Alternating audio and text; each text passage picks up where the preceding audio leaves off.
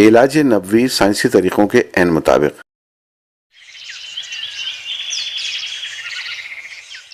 کارخانہ قدرت میں کوئی شے بیکار نہیں۔ ایک ننھے سے کیڑے جونک کی مثالی دیکھ لیجئے۔ میٹھے پانی میں پایا جانے والا یہ جاندار بے شمار بیماریوں کا علاج ہے۔ جونک بے ضرر طریقے سے خون چوسنے کی صلاحیت رکھتی ہے۔ اس کی مدد سے انسانی جسم میں موجود فاسد خون کو باہر نکالا جاتا ہے۔ اس حقیقت کو فراموش نہیں کیا جا سکتا کہ جب بھی طب کا ذکر آتا ہے تو ذہن خود بخود طب نبوی صلی اللہ علیہ وآلہ وسلم کی طرف جاتا ہے۔ طب نبوی کی اہمیت بھی اپنی جگہ خود ایک حقیقت ہے، اور اگر کوئی ماہر اس طریقے سے علاج کر رہا ہے تو یقیناً نتائج بہت اچھے سامنے آتے ہیں، کیونکہ بہت سی احادیث کو آج کی سائنس 100% درست ثابت کرتی چلی جا رہی ہے کہ نبی اکرم صلی اللہ علیہ وآلہ وسلم جو علاج اور طریقہ اپنی احادیث کے ذریعے بتا چکے ہیں وہ حرف بحرف سائنسی بنیادوں پر کام کرتے ہوئے انسان کو بیماری سے نجات دیتی ہیں۔ آج ہم طب نبوی کے جس طریقہ علاج کے بارے میں جانیں گے وہ ہے حجامہ۔ حجامہ کیا ہے؟ یہ ایسا علاج ہے جس کی طبی اہمیت سے انکار ممکن نہیں، بلکہ دور جدید میں سائنسی لحاظ سے بھی اسے مفید قرار دیا گیا ہے۔ حجامہ آپ صلی اللہ علیہ وآلہ وسلم کی سنت اور ایک بہترین علاج ہے۔ رسول اللہ صلی اللہ علیہ وآلہ وسلم نے خود حجامہ لگوایا اور دوسروں کو ترغیب دی۔ رسول اللہ صلی اللہ علیہ وسلم نے فرمایا ان افضل ما تداویتم به الحجامہ، تمہارے علاجوں میں بہترین علاج، سب سے اچھا علاج وہ حجامہ کا علاج ہے۔ حجامہ کے ذریعے فاسد و خراب خون نکالا جاتا ہے، جس سے وائرس، ٹاکسن، فیبرن، ڈیڈ سیل، مختلف قسم کے جراثیم اور درد نکل جاتا ہے۔ جو ہم کھاتے ہیں، جو ہم پیتے ہیں، جیسے دودھ بھی پیا تو بھینس کو انجیکشن لگتا ہے، وہ دودھ کے ذریعے ہمارے جسم میں آ جاتا ہے ٹاکسک۔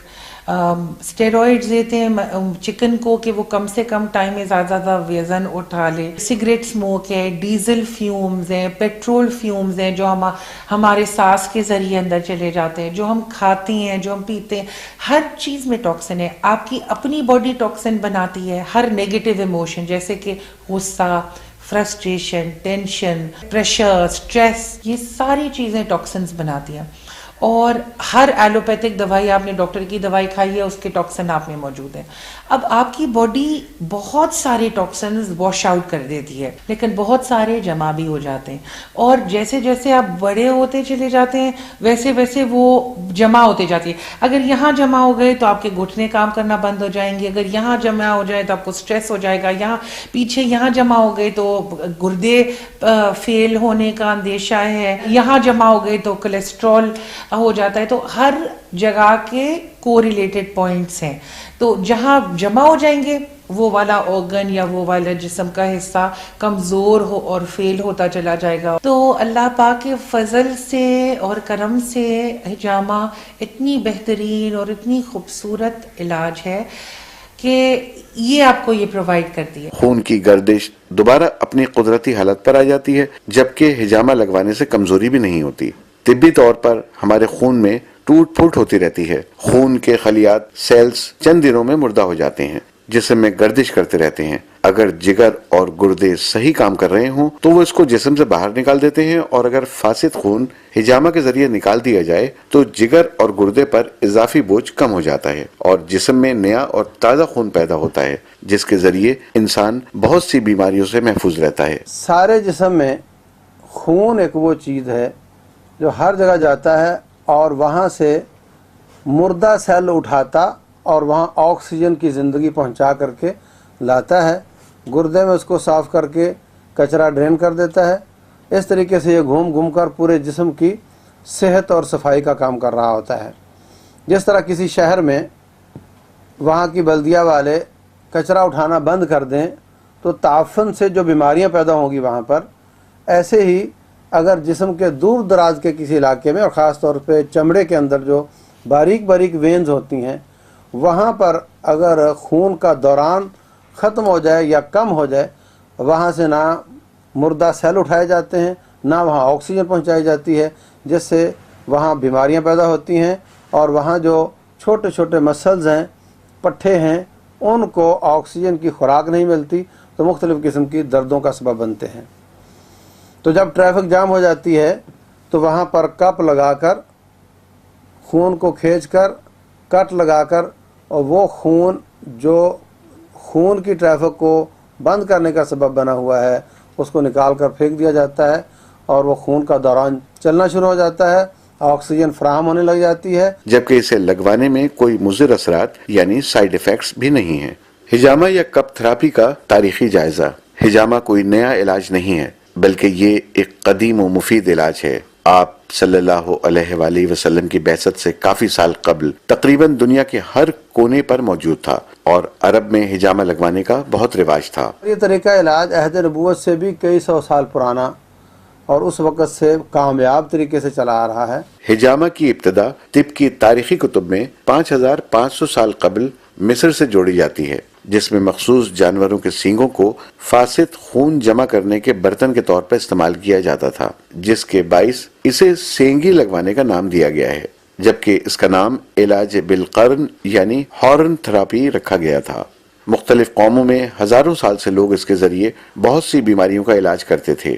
ہجامہ کی مختلف تصاویر اور علامات قدیم مصریوں کے دربار میں پائی جاتی تھیں۔ وہ مختلف طریقوں سے علاج ہجامہ کرتے تھے۔ رومی، جرمنی اور یونانی لوگ شیشے کے گلاس کے ذریعے علاج کرتے تھے اور ہندوستان کے لوگ جونک کے کیڑے کے ذریعے علاج کرتے، مگر اس طریقہ علاج کو جہالت کی دنیا میں روشنی بن کر نمودار ہونے والے رحمت للعالمین صلی اللہ علیہ وآلہ وسلم نے پسندیدگی کا درجہ دے کر بام عروج پر پہنچا دیا اور ہجامہ یا پچھنے لگوانے کے نام سے اسے منفرد شناخت عطا کر دی۔ اس حقیقت سے بھی انکار نہیں کہ یہ طریقہ علاج تحفہ معراج ہے، کیونکہ معراج کے موقع پر حضرت محمد مصطفیٰ صلی اللہ علیہ وآلہ وسلم کو نماز کے ساتھ ساتھ ہجامہ کی بھی تلقین کی گئی۔ رسول اللہ صلی اللہ علیہ وسلم فرماتے ہیں میں معراج پر گیا تو ہر آسمان پر فرشتے ملتے تھے، تو مجھے یہ نصیحت کرتے تھے کہ مر امتک بالحجامہ، اپنی امت کو حکم دو کہ وہ حجامہ کروایا کریں۔ اب یہ طریقہ علاج دنیا بھر کے بڑے ممالک میں رائج ہو چکا ہے۔ کپ تھراپی کی تعلیم کہاں اور کیسے؟ ہجامہ چونکہ قدیم علاج ہے اور یہ گرم و سرد دونوں علاقوں میں مفید ہے۔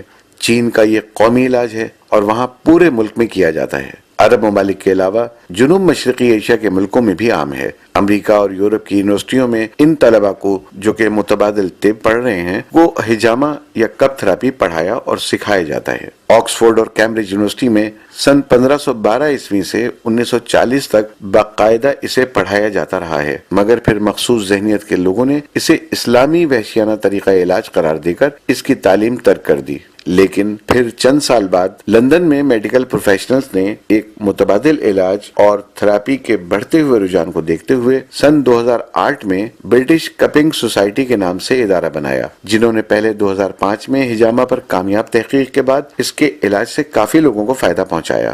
اب کپنگ سوسائٹی کے زیر اہتمام ہر دوسرے مہینے ترکی، انگلینڈ اور سعودی عرب کے تربیتی ورکشاپ باقاعدگی سے منعقد ہوتے رہتے ہیں۔ پاکستان کے مختلف شہروں میں بھی مخصوص ماہرین اور ڈاکٹرز ہیں جو اپنے طور پر اس علم کو آگے بڑھا رہے ہیں۔ میں نے ہسٹری آف ہجامہ لکھا، پروسیجر لکھا، اس کے بعد میں نے اپنے پیشنٹس کا دیکھا رسپانس کیا ہے کیا نہیں ہے، وہ میں نے سارا ایکیومولیٹ کیا، ساری الگ الگ سائٹوں میں تھوڑی الگ الگ حدیثیں تھی وہ میں نے ساری کمپائل کی اور بک میں نے لکھی۔ رسول اللہ صلی اللہ علیہ وسلم نے فرمایا ان کان شفاء ففی ثلاث، اگر شفا ہے تو 3 چیزوں میں ہے، ایک شرطۃ محجم و شربۃ عسل والکی، شہد پینا، شہد استعمال کرنا، نمبر 2 ہجامہ لگانا، نمبر 3 لوہا گرم کر کے زخم کو مندمل کرنے کی کوشش کرنا۔ لیکن میں اپنی امت کو لوہا گرم کر کے لگانے سے منع کرتا ہوں۔ اس کا حکم ناپسندیدہ اور مکروہ کا ہے، مجبوری ہو تو کیا بھی جا سکتا ہے، روٹین میں لوہا گرم کر کے جسم کو نہیں لگانا چاہیے۔ آج کل جب آپریٹ کرتے ہیں تو کاویے کے ساتھ، الیکٹرک کاویے کے ساتھ ساتھ زخم کو گرم بھی کیا جا رہا ہوتا ہے تاکہ خون زیادہ نہ نکلے، یعنی یہ گرم لوہا کر کے لگانے کا طریقہ آج بھی چل رہا ہے۔ تو 2 طریقے، ایک شہد کھانا اور ایک ہجامہ، یہ بہترین علاج ہے رسول اللہ صلی اللہ علیہ وسلم کے فرمان کے مطابق۔ جناب رسول اللہ صلی اللہ علیہ وسلم اس بات کا اظہار فرما رہے ہیں کہ امت اس نقطے کو سمجھے کہ اگر علاج پہ جانا ہے، تم کسی طریقہ علاج پہ جاتے ہو، ٹریٹمنٹ موڈیلٹی پہ جاتے ہو، تو ہجامہ اختیار کرو۔ کپ تھراپی کیوں کی جائے؟ انسانی عادت ہے کہ کوئی بھی کام کرنے سے پہلے یہ ضرور سوچتا ہے کہ اس میں میرا فائدہ کیا ہے. اسی طرح یہ سوال اہم ہے کہ کب تھراپی کا فائدہ کیا ہوگا اور کیوں کی جائے. چلتے اچانک میری پیٹھ میں اتنی شدت کی تکلیف ہوئی کہ مجھے بیچ مال میں بیٹھ جانا پڑا. مجھے امبیرسمنٹ بھی ہوئی کہ یہ مجھ سے کھڑا نہیں ہوا جا رہا, اتنی تکلیف ہو رہی ہے. تو میں نے حجامے لگوائے, اس کے بعد مجھے بہت فائدہ ہوا. میری تکلیف کا ٹائم جو ہے وہ کم سے کم ہوتا گیا, اور اب تو ماشاءاللہ 4.25 سال سے مجھے کبھی تکلیف سے کبھی نہیں ہوتی, نہ مجھے کبھی بیٹھنا پڑتا ہے تکلیف سے. میں بالکل ماشاءاللہ الحمدللہ بالکل پین فری ہو گئی ہے. اللہ کا کرم ہے, یہ اللہ کی رحمت ہے میرے اوپر. یقین جانیں اس کے اندر جو سکسیس ریٹ ہے وہ 80 to 90% ہے. ہم اس علاج کو علم کے ذریعے کرتے ہیں, لیکن علم کی بنیاد پہ نہیں کرتے, عقیدے کی بنیاد پہ کرتے ہیں. چونکہ صحت کا معاملہ ہے تو سوال انتہائی اہمیت اختیار کر جاتا ہے. تو اس کے جواب میں کچھ عام فائدے یہ ہیں کہ اس طریقہ علاج سے خون صاف ہو جاتا ہے, شریانوں پر اچھا اثر پڑتا ہے, پٹھوں کے اکڑاؤ کو ختم کرنے کے لیے مفید ہے, درد گردہ, دمہ اور پھیپڑوں کے امراض اور دل کے لیے مفید ہے, سر درد, درد شقیقہ اور دانتوں کے درد کو آرام دیتا ہے, آنکھوں کی بیماریوں میں مفید ہے, فشار خون میں آرام پہنچاتا ہے, کندھوں, سینہ, پیٹ کے درد میں مفید ہے, کاہلی, سستی اور زیادہ نیند آنے کی بیماریوں میں مفید ہے, ناسور, کیل مہاسوں اور خارش میں مفید ہے, زہر خوارنی میں مفید ہے, مواد بھرے زخموں کے لیے مفید ہے, الرجی میں مفید ہے, رحم کی بیماریوں اور ماہواری کے لیے مفید ہے. جو لیڈیز ہیں جن کو سروائیکل پرابلم ہے, اسپونڈلائٹس ہے, فروزن شولڈر ہے, لوور بیک پین ہے, شیاٹیکا پین ہے, آرتھرائٹس کی وجہ سے گھٹنے نہیں چل رہے, یہ اس میں جو حجامے کا رزلٹ ہے وہ ڈرامیٹک ہے. تقریباً 5-6 سال پہلے میرے جوائنٹس میں بہت تکلیف تھی. گھٹنوں کی حالت یہ اب ہو گئی تھی چونکہ ویٹ بڑھتا جا رہا تھا. ویٹ کم کرنے کے لیے دوڑنا بھاگنا یہ سب پاپڑ بیل رہی تھی, لیکن فائدہ یوں نہیں ہو پا رہا تھا کہ میرے ہڈیاں کمزور ہوتی جا رہی تھیں. پھر میری چھوٹی بہن ہے جو جسے حجامہ کے بارے میں کافی معلومات تھی, پھر انہوں نے مجھے میرے حجامہ کیا. الحمدللہ میرے حجامہ کرنے سے میرے جوائنٹس میں کافی تقویت مجھے ملی اور میں چلنا پھرنا میرا کافی بہتر ہو گیا.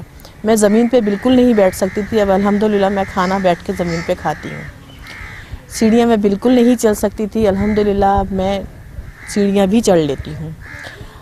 پلس یہ مجھ میں کافی یعنی توانائی سی محسوس ہونے لگی. لوگ دوائیوں اور گولیوں کو زیادہ ریفر کرتے ہیں, تو مجھے چونکہ حجامہ سے اتنا فائدہ ہوا ہے کہ میں سمجھتی ہوں کہ لوگ جو دوائیوں کے پیچھے بھاگتے ہیں وہ اپنے ویسٹ آف منی بھی ہیں اور ویسٹ آف ٹائم بھی ہے. تو بجائے دوائیوں کے, چونکہ میں نے خود اپنے اوپر حجامہ آزمایا ہے اور مجھے کافی ریلیف ملا ہے اس حجامے کے توسط سے. چونکہ میرے گھٹنوں میں درد تھا, میں چل نہیں سکتی تھی, مجھے بہت سی تکلیفیں تھیں, اور حجامہ صرف ایک بیماری کے نظریے سے میں نے کیا ہے, اور مجھے جو افادیت ملی ہے, جو مجھے فائدہ ہوا ہے, وہ مجھے کئی بیماریوں کو محسوس ہوا ہے. گھٹیا اور عرق النساء میں مفید ہے. جسم کے کسی حصے میں درد ہو تو اس جگہ لگانے سے فائدہ ہوتا ہے. بہت زیادہ میرے سر میں درد رہنے لگا تھا, اور میرا جو ہے نا وہ بلڈ جب جو ہے نا وہ زمین پہ میں پاؤں رکھتی تھی تو مطلب مجھے کرنٹ سا محسوس ہوتا تھا. میرا ہاضمہ بھی خراب ہو گیا تھا, خارش کا بھی میرا بہت مسئلہ تھا. حکمت سے مجھے تھوڑا بہت فائدہ ہوا تھا, لیکن مکمل طور پہ میں ٹھیک نہیں ہو پائی تھی نا, اور سوجن بھی بہت رہتی تھی. پھر مجھے حجامہ کے بارے میں علم ہوا کہ اس طریقے سے علاج ہوتا ہے, خاتون ہیں جو وہ کرتی ہیں. پھر میں نے اس کی معلومات کی, اسی طریقے سے میں نے جو ہے نا وہ اپنا علاج پہ شروع کیا آہستہ آہستہ, تو مجھے بہت فرق پڑا نا. تو پھر میری دلچسپی بڑھی کہ جب میں نا امید ہو گئی تھی اور اللہ تعالیٰ نے اس سنت طریقہ علاج سے مجھے شفا دیے.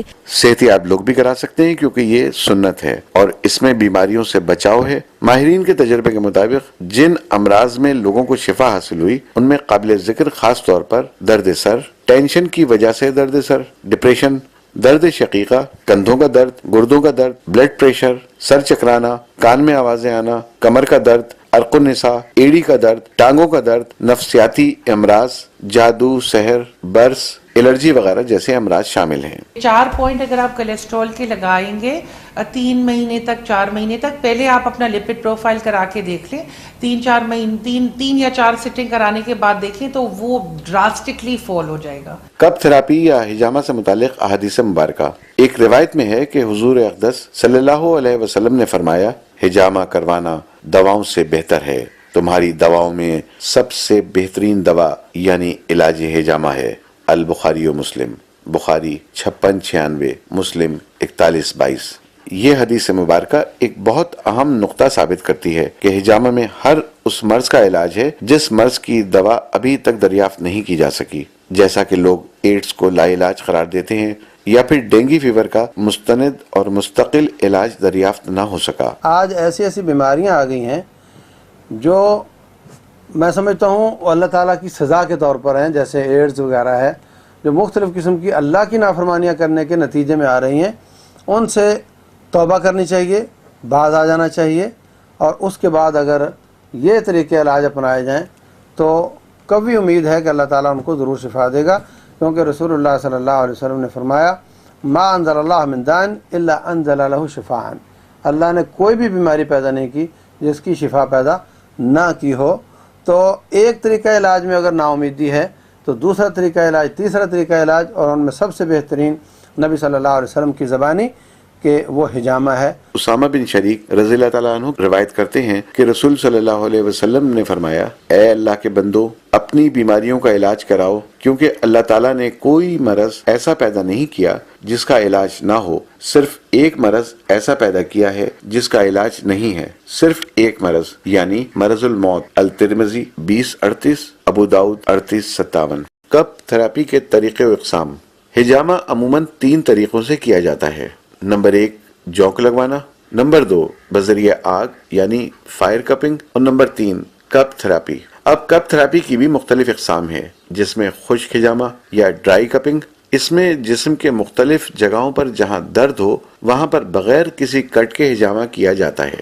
دوسری قسم میں مساج الہجامہ، میسج اینڈ موونگ کپنگ. اس میں مریض کے جسم پر زیتون کا تیل لگا کر کپ کے ذریعے مختلف جگہوں پر بغیر کسی کٹ کے مساج کیا جاتا ہے. ان دونوں قسموں میں کسی وقت یا دن کی قید نہیں ہے. ان دونوں قسموں سے بیماریوں میں عارضی فائدہ پہنچتا ہے اور یہ دونوں قسمیں سنت میں شامل نہیں ہیں. تیسری قسم جو کہ سنت رسول صلی اللہ علیہ وآلہ وسلم ہے وہ ہے بلڈ کپنگ. اس ہجامہ میں جسم کے مختلف جگہوں اور حصوں پر جہاں ضرورت ہو بلیڈ کے ذریعے کٹ لگا کر فاسد خون نکالا جاتا ہے. اس میں ہر بیماری کا علاج ہے. یہ کسی ماہر تھراپسٹ یا ڈاکٹر سے لگوانا چاہیے جس نے باقاعدہ اسے سیکھا ہو اور پریکٹس کسی ماہر استاد کی زیر نگرانی کی ہو. ان قسموں کے علاوہ آج کل اور بھی بہت سی ہجامہ کی صورتیں منظر عام پہ آ رہی ہیں، جن میں ہربل کپنگ یعنی جڑی بوٹیوں کے ذریعے، شعاؤں اور لیزر کے ذریعے، واٹر کپنگ پانی اور بخارات کے ذریعے، مقناطیس کے ذریعے، میگنیٹ کپنگ سوئی کے ذریعے،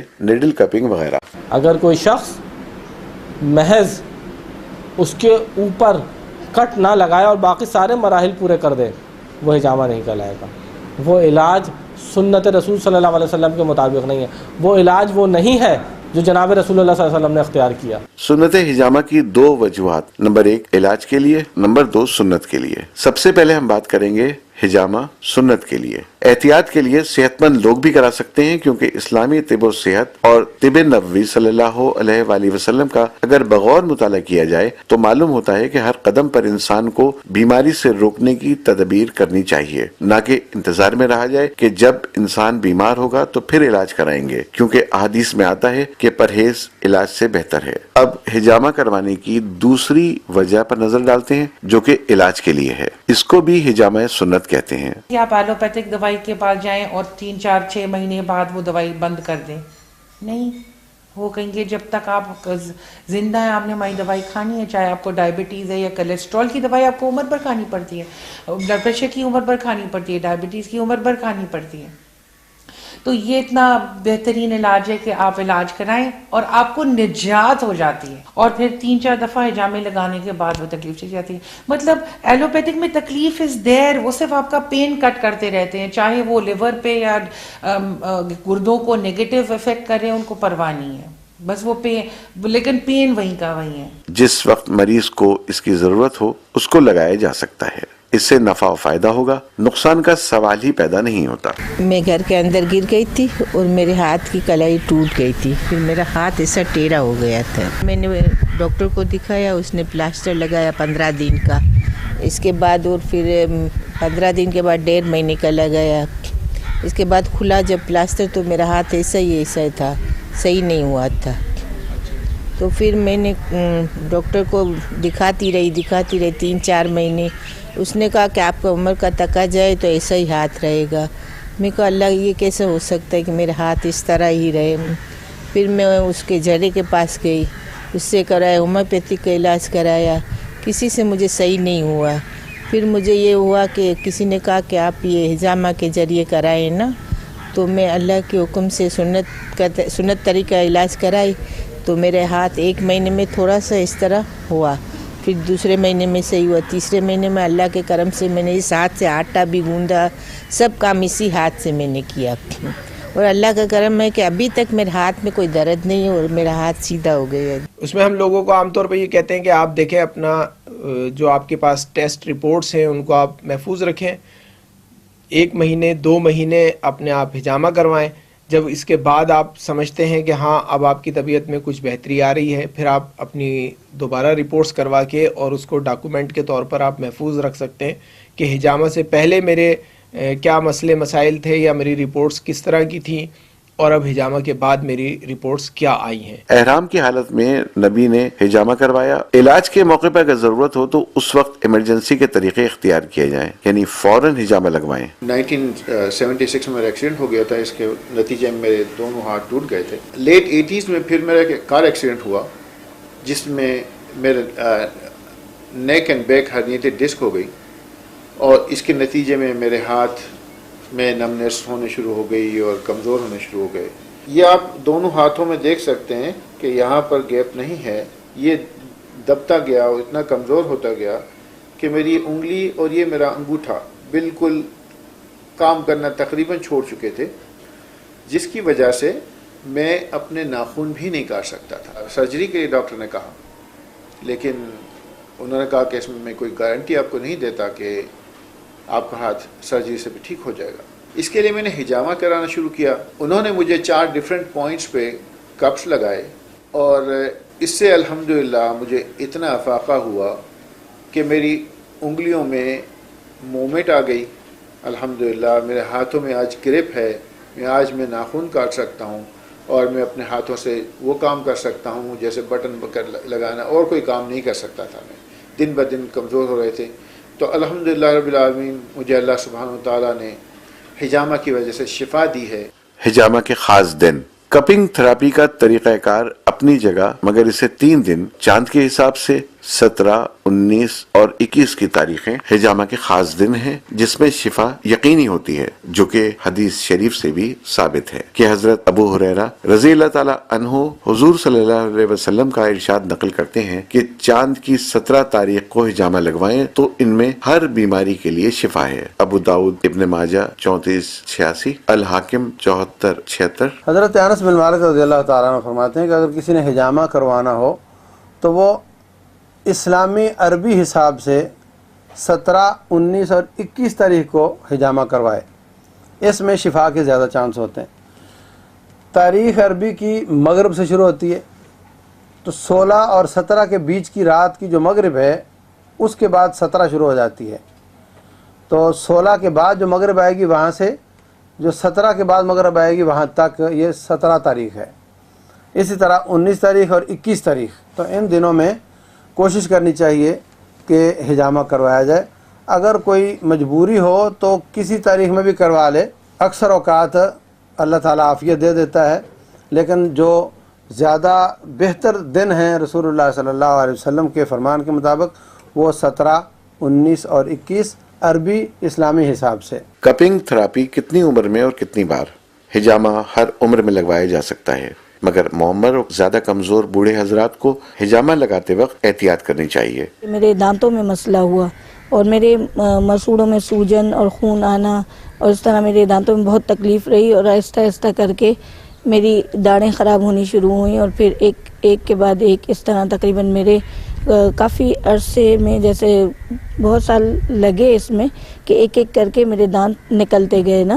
اسی دوران میری شادی بھی ہوئی, بچے بھی ہوئے, تکلیف سہتی رہی, ڈاکٹروں کے پاس جاتی رہی. وہ کہتے تھے کہ بھئی یہ تو ہوتا ہے اس طرح. علاج تو میرے چل ہی رہے تھے, ایلوپیتھک علاج چل رہے تھے, اس میں پھر ہومیوپیتھک بھی کروایا, پھر حکمت کے ذریعے میں نے علاج کروایا. پھر اس طرح تکلیف بڑھتے آخر لوگوں نے کہا کہ بھئی ہو سکتا ہے کوئی جادو آسیب یا نظر اس طرح سے کوئی چیز ہے, تو روحانی علاج بھی میرے ہوئے.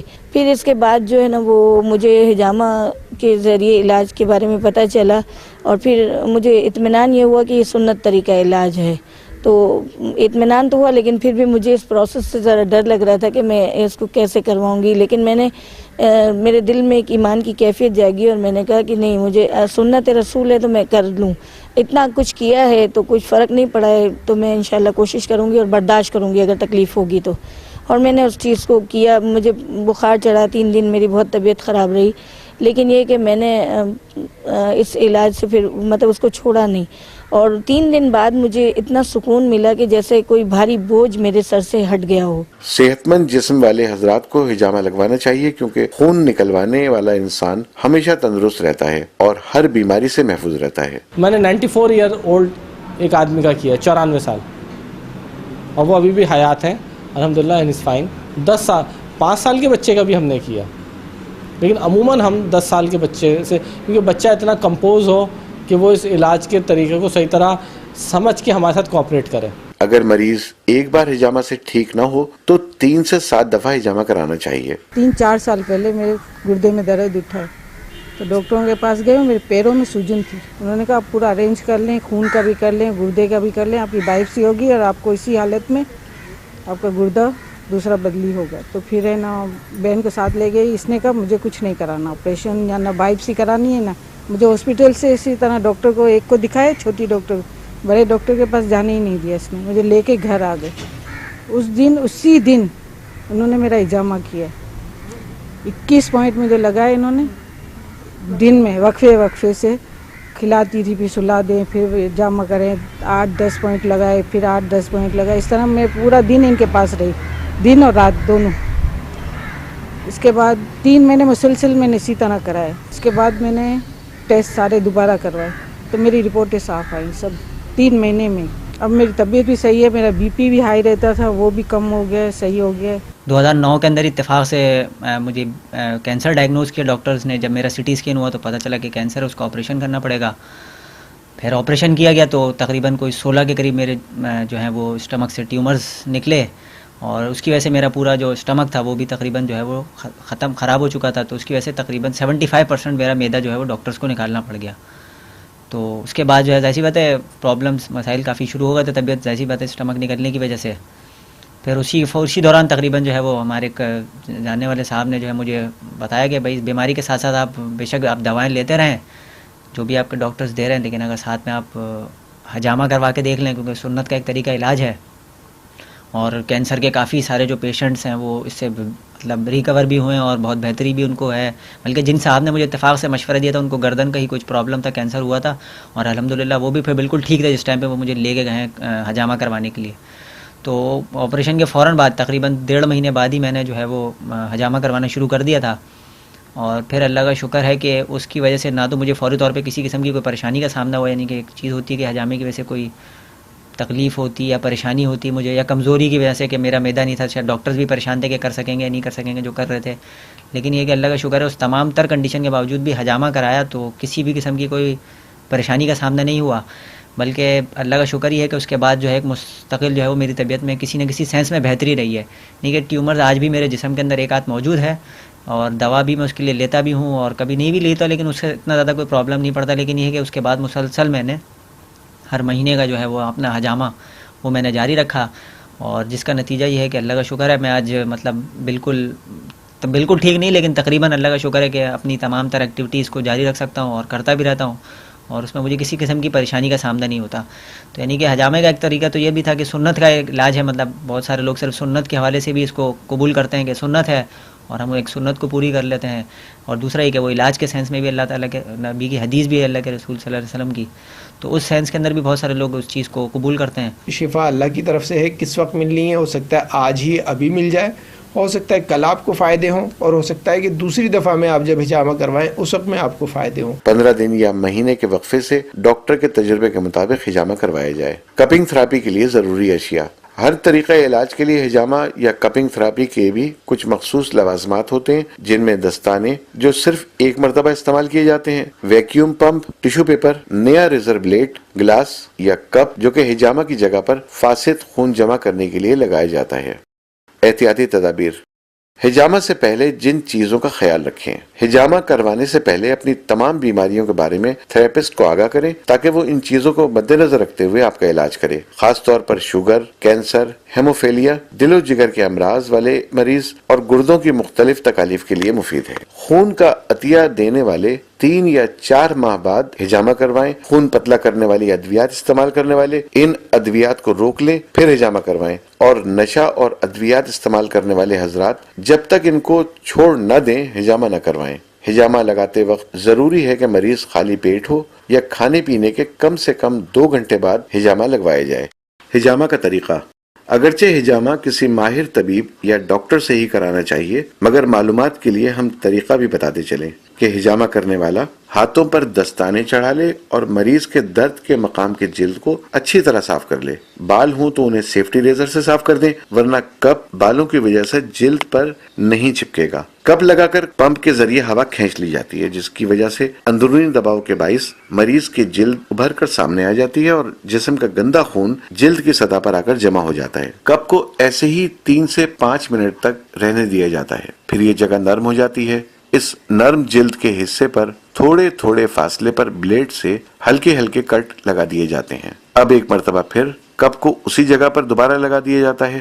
پمپ سے کپ کی ہوا کھینچ لینے سے دباؤ کے باعث کٹ کے اندر سے خون رس رس کر کپ میں جمع ہونا شروع ہو جاتا ہے. کپ کو اسی حالت میں کچھ دیر رہنے دیا جاتا ہے اور گندا خون جمع ہو جانے کے بعد پھر گلاس کو الگ کر دیا جاتا ہے. کچھ لوگ انجیکشن لگوانے سے جیسے ڈرتے ہیں، تو اسی طرح سے وہ حجامہ سے بھی ان کا ایک خوف ہوتا ہے کہ یہ کٹ لگے گا باڈی کے اندر ہماری، تو اس سے بہت زیادہ تکلیف ہوگی یا نقصان ہوگا یا کٹ صحیح نہیں ہوگا. اس طرح کی چیزیں ہوتی ہیں. جب وہاں پہ ہم کپ لگا کے اور سکنگ کرتے ہیں تو آس پاس کے ایریے کی ساری سرکولیشن جو ہوتی ہے وہ وہاں پہ کھنچ کر ٹاکسنز جمع ہو جاتے ہیں.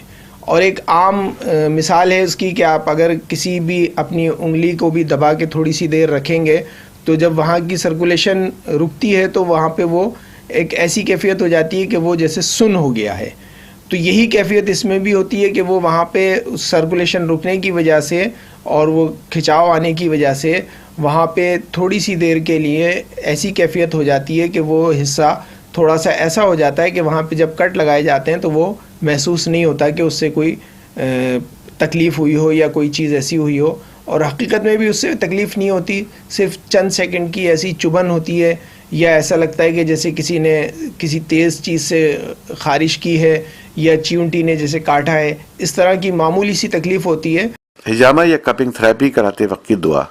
حجامہ کرتے اور کراتے وقت آیت الکرسی پڑھا جاتا ہے. اس کی وجہ یہ بتائی جاتی ہے کہ حضرت علی بن ابی طالب رضی اللہ تعالیٰ عنہ سے روایت ہے کہ رسول اللہ صلی اللہ علیہ وسلم نے ارشاد فرمایا کہ جس شخص نے حجامہ کراتے وقت آیت الکرسی پڑھی تو اس کو حجامہ کرانے کا مکمل فائدہ حاصل ہوگا. ابن کثیر. حجامہ کے بعد کپنگ تھراپی کے بعد کیا کرنا چاہیے؟ یہ سوال بھی اپنی جگہ اہم ہے. اس کے جواب میں رسول اللہ صلی اللہ علیہ وسلم نے فرمایا ہے کہ اپنے مریضوں کا علاج صدقے سے کرو. اس لیے مریض یا کپنگ تھراپی کرانے والا کچھ صدقہ کر دے. شکرانے اور شفا کی نیت سے 2 رکعت نفل پڑھ لیں کہ اللہ تعالیٰ نے ہمیں سنت پر عمل کرنے کی توفیق نصیب فرمائی. حجامہ والی جگہ پر شہد یا زیتون کا تیل لگائیں. علاج کی ہوئی جگہ پر چند گھنٹے تک صابن اور شیمپو نہ لگائیں اور اپنے جسم کو ایئر کنڈیشن اور ٹھنڈی ہوا سے محفوظ رکھیں. اگر تھکاوٹ یا نیند محسوس ہو تو آرام کرنے کا مشورہ دیا جاتا ہے.